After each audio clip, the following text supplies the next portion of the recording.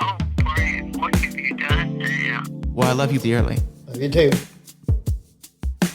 Well, I am thrilled to be joined by one of my favorite individuals of all time, exploring ideas and stories that I find oh so fascinating. And we're back for a third season. Mr. Dan Aykroyd joins us. Dan, how you doing, sir? Very good. Good to talk to you. You're a multimedia guy. You're on radio. You've got a podcast. You've got a show, and yeah, and you do it with intelligence and humor. You're one of the good ones. Wow, I'm humbled by that, Mr. Aykroyd. But you know Not what? at all. Great broadcaster, podcaster. Wonderful. Good to have you on the airwaves. Many should Well, not be, but you should be. thank you, sir. I really do appreciate that. And you know what? Thank you for bringing this show to television. I've always found myself fascinated by these stories, by these legends, by these inventions, by these strange happenstances and occurrences. And it seems to be a passion of yours that is permeated throughout your entire career, both personally and professionally. Well, every human being is, astounded by unbelievable acts of survival, unbelievable weather events, and stories that just drop your jaw. So, as a human, when they human being and just a sentient being interested in what's going on with my fellow man and climate and weather and mechanical failures and disasters, everybody is interested in these big stories.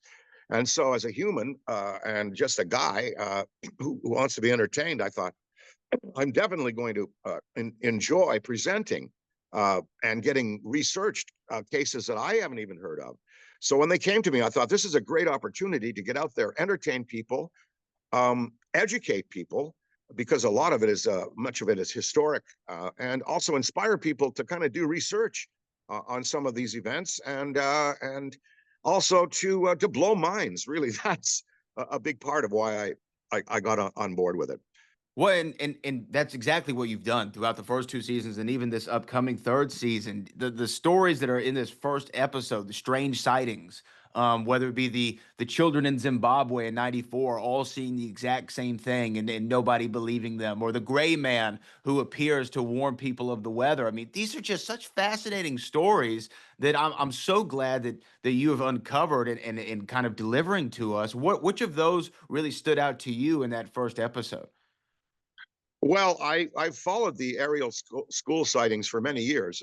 I'm a member of MUFON, subscriber anyway, to their magazine, the Mutual UFO Network, and they're the primary scientific body that researches and tries to sort out hoaxes and sees what's real and what's not. It was founded by a Boeing engineer, John Schuessler, and his daughter has taken it up, or did for a while there.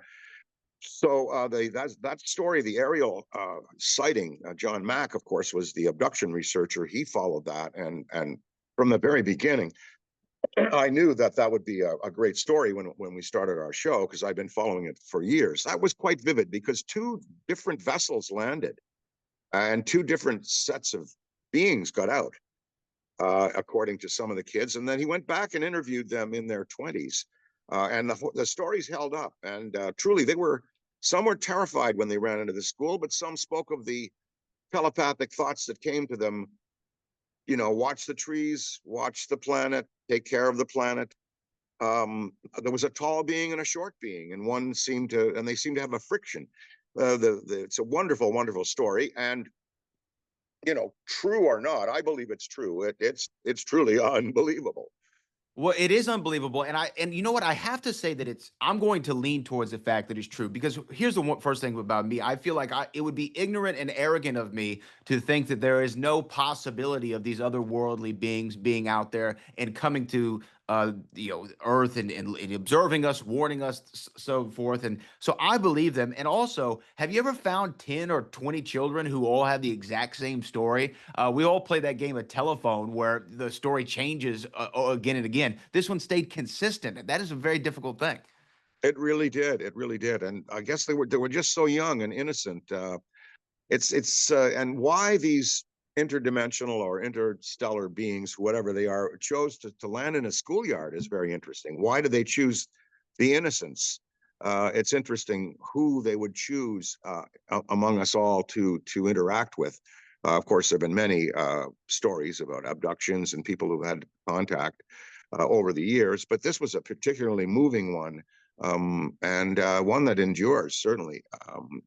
Especially seeing them interviewed today and how they consistently believe and know what they saw and Well, let me experienced. ask you this: as somebody who's been, as you said, a member and a subscriber and an observer of the UFO phenomena and what have you over the decades, what is your estimation and opinion on now the UAP? It's almost been rebranded with the unidentified aerial phenomena, and the government, the United States government at least, releasing more and more information, and also being forthcoming in the sense of, yes, there are some things that we cannot explain. For you, does that feel validating in any way? And why the rebrand to UAP?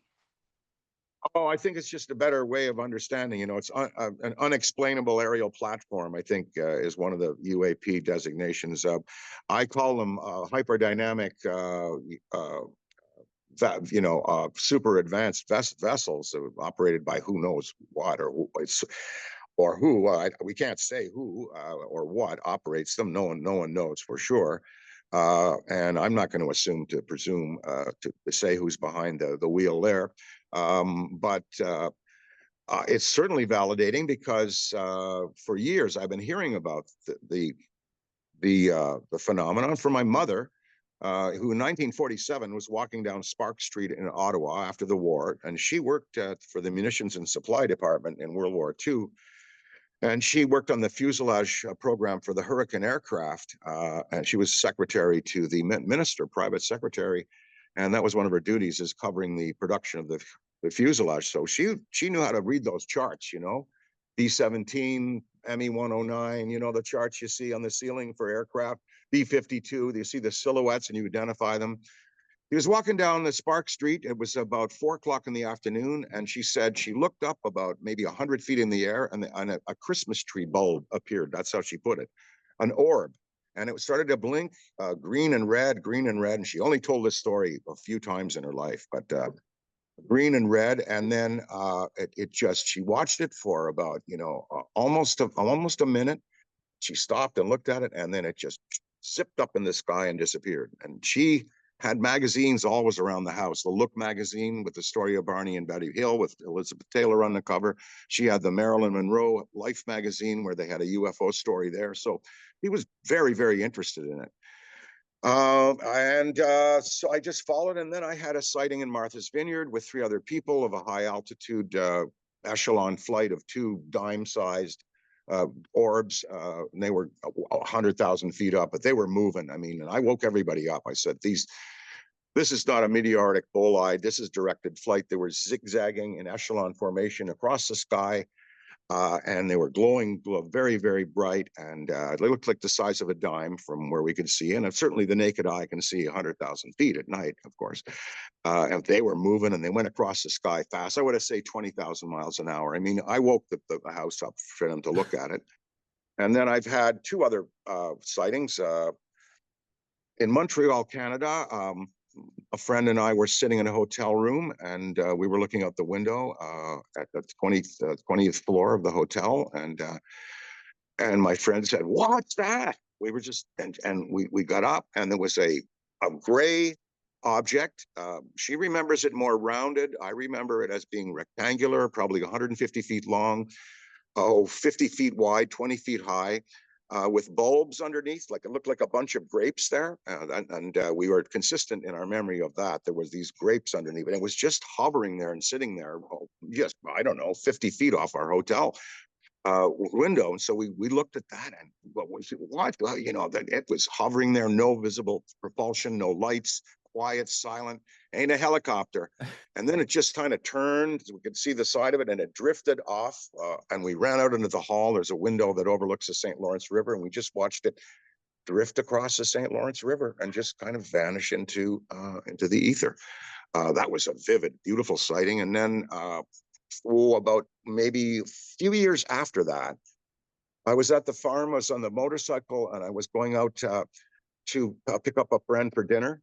And same friend, and I saw a little red light on the above the power lines at the farm next door. We've got these big, 10,000 volt lines running there on the farm next door, and saw this red light, solid red light, just red, but red, and a little round red light. And I thought, oh, that's a helicopter. They're checking the power lines. I said, well, and then no, that's not at night. They don't do that. I reprised that thought, and I watched the thing go out over the lake, and it stopped. And I turned on my wigwags. I had an old police bike, and I turned on the brights like that, and it turned, and it came, and I, was hitting the brights, and then it stopped over me, and I'm praying to hear sound. I'm it's got to be a helicopter, got to be nobody, nothing 70 feet above me. It's got to be, where's the sound? I'm looking to see structure. I think I see plexiglass and steel, but there's no sound, and there's something there. It's an object. It's a solid material object, but I just can't discern. They of course have cloaking abilities. They can do anything they want. It pops a light on me. And I sort of think I see the interior, but no, that the light, there's too much. And then it just turns off, and I watch it just go over my head and drift off over the field. And this solid little red light, and with something attached to it. Is there a boom? Is it? No, you can hear a helicopter at 3,000 feet up. This thing was 70 feet above me. And so that was a beautiful sighting. And you can imagine when I went and met my friend and told how the animated discussion we had about it, because we'd shared this sighting before. And so she was in a position to believe me that night. And that was a vivid sighting. And I think back to, praying for the sound. Oh, please, please. I wasn't afraid or anything, but it was challenging my rationale again. And so there was no sound, and no propulsion, no thrust, no visible means of any kind of mobility. It was a beautiful, beautiful sighting, and vivid. I feel privileged for seeing both of these objects. I don't know whether I was particularly chosen for these apparitions, but I think it's just random. The first one, they were just drifting down St. Catherine Street, having a peak at Montreal, and I think that they were the other one, the red one, they were probably charging their systems, because that's one thing we read a lot about in the MUFON books, is power lines and UFOs have an association, because they're dragging something to pull up the energy from the voltage that's running through there. So that's maybe what they were up to tonight, or that night. And then when they stopped over the lake, I was able to flash them, and probably they came over me. I don't think I was chosen. I think they were recharging, and the other one was a tourist. That's my feeling on those two. It was fun. Well, you got to see what some people might describe as unbelievable, but you're there to see it. You're there to tell the tale, and you do so eloquently as you did just then, and in this show, The Unbelievable. I have 1,001 more questions that I could ask you. Mitchell Hedges, Crystal Skull, so many more things, but we don't have the time to do it this time. So hopefully I can have another opportunity to speak with you, sir. It has been an honor and a privilege. Well, if you do consume beverage alcohol, remember Crystal Head vodka, made in Canada, is a spectacular zero additive vodka. And so I encourage people, ladies, it's only 65 calories a shot. Well, there you go. Can't get better than that. Mr. Aykroyd, it's been an absolute pleasure. All right. Oh, thank you, sir. Take care. Oh, Brian, what have you done now? Well, I love you dearly. Love you too.